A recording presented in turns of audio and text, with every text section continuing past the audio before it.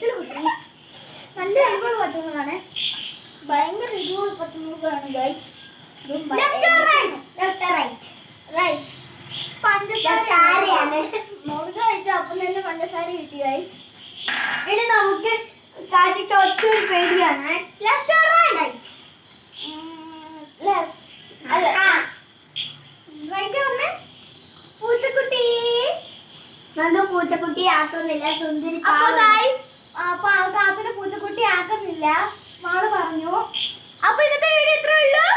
കുഞ്ഞു വാങ്ങിയാക്കണം.